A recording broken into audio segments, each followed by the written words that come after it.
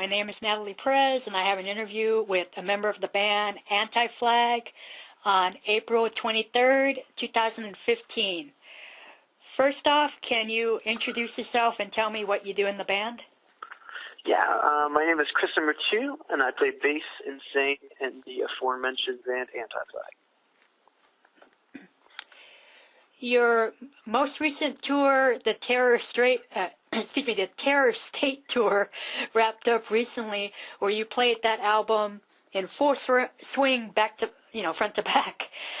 Would you consider doing that again with another album, or not? Yeah, that's an interesting question. For us, it ended up being really received better than we anticipated, and maybe more successful than we had anticipated in terms of the amount of people that were interested in seeing that show. So perhaps it could be something that we do again. We don't really ever put bookends on anything that we do as a band. We found that just leads to us later enacting some form of hypocrisy whenever we create definitions for ourselves. So possibly, and maybe we would do it with another record. I think that we have a few records in our band's life that people would like to see front to back like that, and it could be a cool experiment. It's very difficult to learn all those songs and to be able to play them proficiently enough in a live environment. So I'm not so sure that we're up to the task of learning them all just for the sake of making a few people happy. What about your festival that you had going called the Anti-Fest? It ran between 2012 2013, and then it just died out. Is that going to come back? No, or we took last year off. Okay. We took last year off because we took the summer off as a whole for the band, but we are going to do it this year. Cool. It might be in the fall this year, but we have plans to do it again. Yeah, I think that with those type of endeavors, it's really important not to haphazardly do them, and we felt as if we were going to do one last year that it would have really been thrown together last minute, and that's not how we want that show to be represented. So we'll be bringing it back full swing, and we've got a bunch of friends' bands already lined up for it, so it's going to be a cool time. Great. Yeah, I always wondered about, certain tours. It's like, well, hey, it happened this year, uh-oh, it stopped. That means it's going to die out. Yeah. Your band has been known to stick to the political aspect of, lyrical content and all that stuff. Why did you want to take that approach to music? Yeah, well, I think that for a few reasons. I think that we're indoctrinated with politics because of how we grew up and the things that are important to us. And I think that being from Pittsburgh, Pennsylvania, a town that suffered much at the hands of decisions of greed whenever the steel mills were shut down and shipped overseas and in order to obtain cheaper labor, I think that really showed us at a young age that caring about more than just ourselves is how we want to operate. And we don't ever want to be in situations where we would benefit very few, but maybe service the many. So I think that indoctrination into politics is why we sound the way we sound and why we write the type of songs that we write. But I also think that our favorite bands are the Clash and the Dead Kennedys and the Sex Pistols, and we grew up on political punk rock, and that's the type of music that we wanted to make. It's what moves us. I don't think it's necessarily important that all art or all music have social commentary, but I think that if you're going to consider yourself punk rock or a punk rocker, that means you're going to live a life with empathy and that you're going to care about more than just yourself, and that'll reflect in the art that you create. You have your first release under the Spine Farm Records label. Are you happy to be a part of their family, and do you have any favorite, artists that are also on the label? Yeah, it's interesting. Spine Farm is a new relationship for us. It's one that we were not too familiar with until they came and wanted to release this record. And American Spring we wrote and recorded and had the artwork finished all on our own dime. We paid for all of those things out of our own pocket. We did them with some friends in California, and we finished everything before we had a record label. That was kind of the plan for this album, was to really be invested in Anti-Flag and really bet on ourselves. And the end result of that was then we brought labels in to hear the record. Based on their reaction to it and based on their plan for it, that's where and how we would decide who would release it. Spine Farm had a really great plan, and they're a global label, and that's tremendously important for Anti-Flag. They've got offices in Berlin and Paris and London and Finland. And these are all things that are particularly important to Anti-Flag because I believe our messages super serve all of those territories of the world and need to be represented there. As far as artists on the label, you know, I think that they have more of the metal ilk of bands, and we're not necessarily very versed in that, but you know, they put out a Dragon Force record, and I think that's really cool. I know the 36 Crazy Fists record that they put out is really cool. So they've done some really interesting things, and they've been on the fringe of genre, and I believe that that's kind of where Anti-Flag fits in. You know, we're not necessarily a pop punk band, we're not necessarily a pop band, or we're not necessarily a super heavy punk rock band. We kind of fall in between all those things, and having someone that knows how to handle bands that aren't genre specific was really important to us. You decided on going with the first and opening track off this album called Fabled World. Why was this song, you know, picked out, and will we see a video accompany it? Well, we did a lyric video for it, and that's really all. I think that, you know, when you have a record that comes out and you know you have a release date a few months ahead, we're really adamant on getting music out to people. So it's not necessarily the single. On the record, there's a song called Brandenburg Gate, and that's the one that we made a full-on music video for, and that'll be out soon in the next couple of weeks. But Fabled World was kind of the introductory track. It was the last song we wrote for the record and ended up being the first track on the album. I think it really encompasses a lot of the overall themes of the album. It may not be a specifically agenda-focused song like some of the others, but I thought it was a good overview for the record, which is why we chose that one to put out first to people so that they could kind of get a taste of what the record would have involved in it. And how does the song, you know, single picking process, you know, go about? So I know, you know, all you guys as a band have to pick it out, but have you guys ever, you know, gotten into an argument like, no, man, I want that song. No, I want that song. No, I want that song. Always. There's always an argument.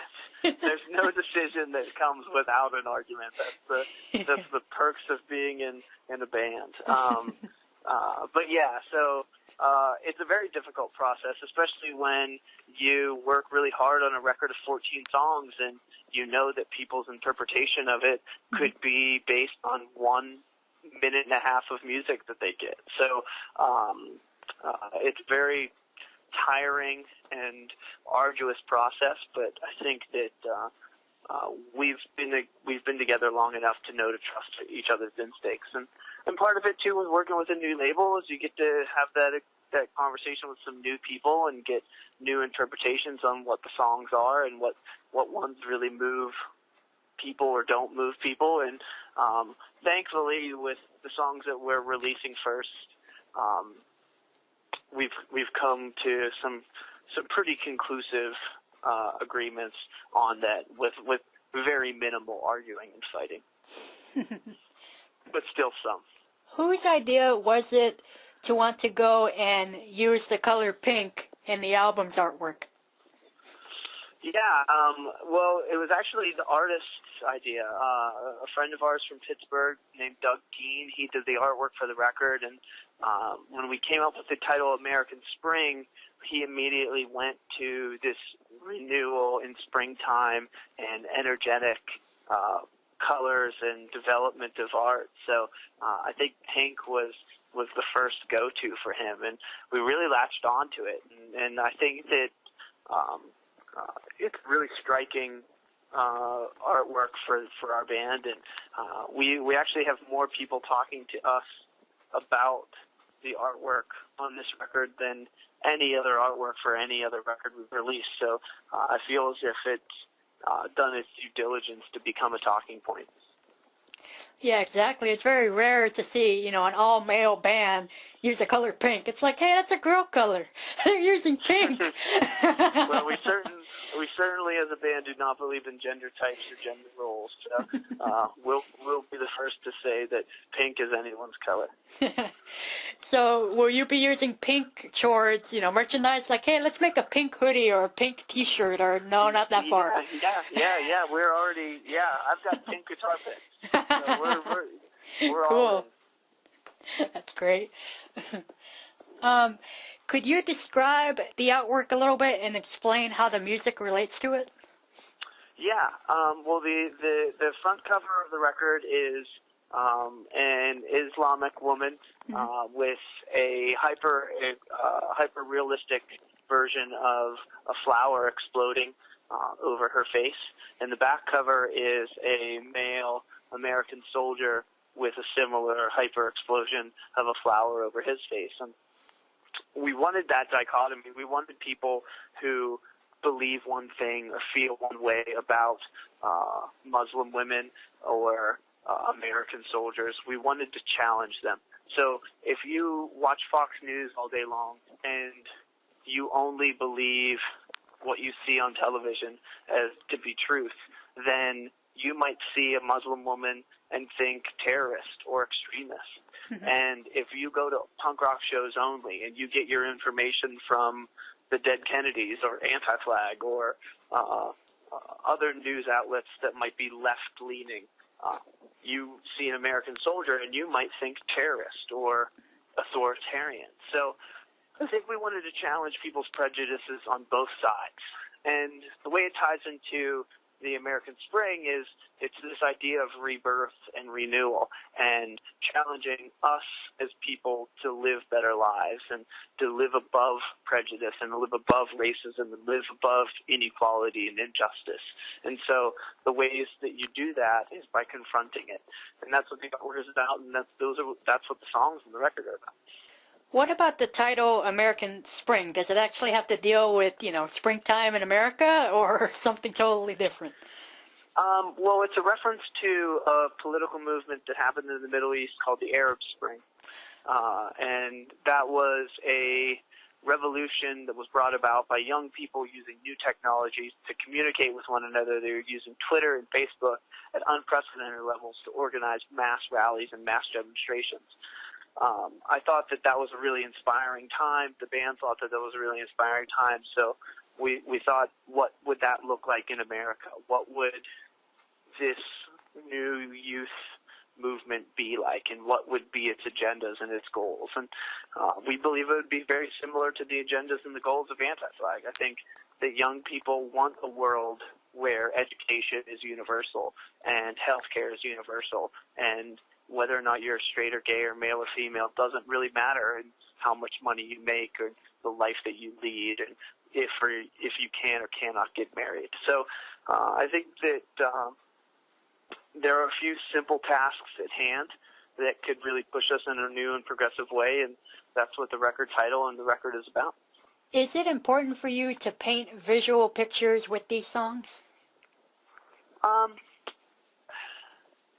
I think so. I think it's more important to just get people excited and interested in caring about more than just themselves. I think there's a lot of things, whether it's adverts or whether it's television or whether it's the dinner table with mom and dad, there's a lot of things that are telling you that you're not good enough and that you need to work harder and that the decisions that you're making are poor. And I think that we just need to tell people it's okay to be themselves and that there's a space and a place for them to be themselves. And that's what the songs are about. They're a celebration of the community coming together. And whether or not it paints a picture for somebody and they see themselves in it or they put someone that they know in it, I don't really know if that's the case. The case is just us as a band showing that we have empathy towards these situations that are happening around the world. What would you say is the synonymic equivalent of American Spring? Like a film? Yeah, like if you were to base it off a film or something. Yeah, I don't know. I think that I would hope that it would be something better than a Pixar movie. I don't know. I don't know. I think that for us, that maybe that movie hasn't been made yet. I'm sure that there are a lot of documentaries about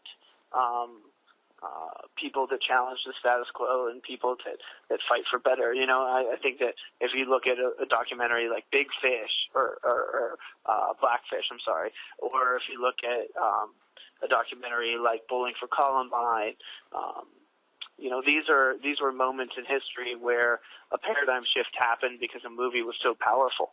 I would hope that our record would have a similar influence on people that those movies did. And what are your expectations for this release? Really, we have none. I mean, we set bars very low. We know how hard we're going to work. We know that if we're passionate about the things that we're singing about and the work that we're doing, that people will connect with that passion and identify with it and want to support it. So we have a year and a half worth of touring already planned, where we'll be very busy trying to share the songs from American Spring, and if there's people to listen to them, we're going to play the songs for them. As far as your material goes, you've released, you know, an extensive amount of work over the years, but you have yet to release a live album or DVD. When can we expect something like that? I don't know. Maybe. That's an interesting question. We've never tried to quantify what we've released and how we've released it, but maybe we need to start. Maybe we're missing out. I have no idea. Yeah. So if we do release a DVD or a live record this year, you will get no credit, but it was probably your idea. Well, it's surprising. You know how bands are. They release, you know, everything. It's like, wait, we haven't released a live this or that. Let's do it. Yeah. And as far as your material goes, again, you know, you're, of course, are a punk rock band, and you play, you know, electronically, but what about turning off the electronics and going acoustic? Will we ever see something like that, or no? Actually, yeah. Justin and I just did an acoustic set in Berlin the other day, and that went really well, and we did a 7-inch series where we re-recorded old versions of songs and did an acoustic version of each one on each side, and that worked really well. So maybe the songs translate to acoustic more than we thought, and you know, maybe it's time to explore that avenue more. Maybe a live DVD of acoustic version. And what about in general for you guys? What do you have planned for the rest of this year? Well, we're going to be touring a lot. So we start mid-May, where we tour across the states to a festival called Punk Rock Bowling, and we fly from Punk Rock Bowling to Europe, where we do festivals in Germany, and then record release show in London and Paris, and then we come back to the States for another week of shows in June. And then from June, we go to Europe for festivals all July and August. And then we're going to start a headline tour probably in September, and then headline Europe as well in October and November, and then hopefully get to Australia before the year's end. And do you have anything else you would like to say or want to add on before we wrap up? No. For more about the band, go to antiflag.com. For more about the world, go to democracynow.org. And thank you very much.